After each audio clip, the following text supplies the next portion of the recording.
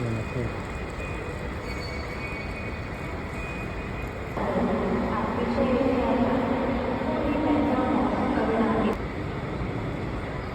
สไปเจ็ต5:15นิวเดลี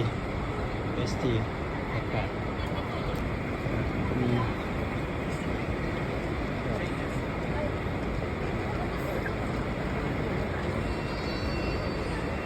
สหรัฐ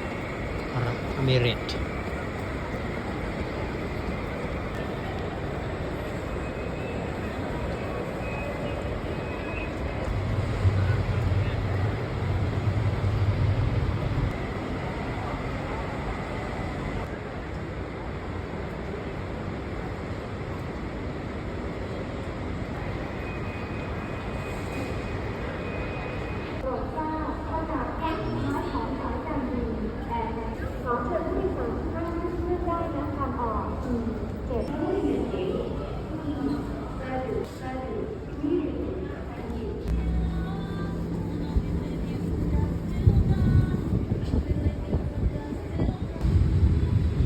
สนามบิน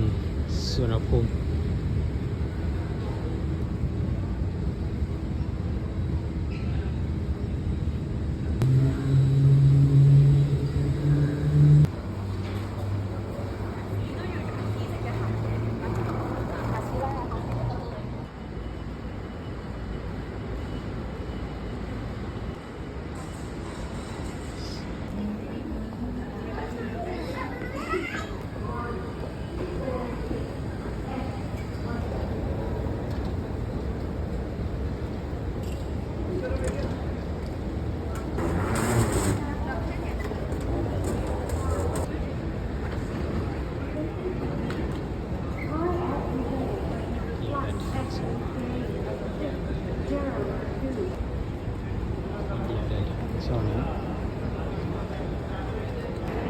โปรดทราบประกาศครั้งสุดท้ายของสายการบิน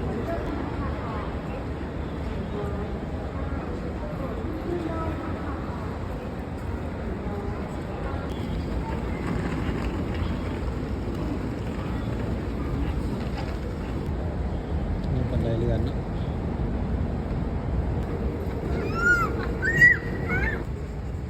พี่น้องE3ช่วงนี้คนกำลังวางหลายสนามบินสุวรรณภูมิการบิน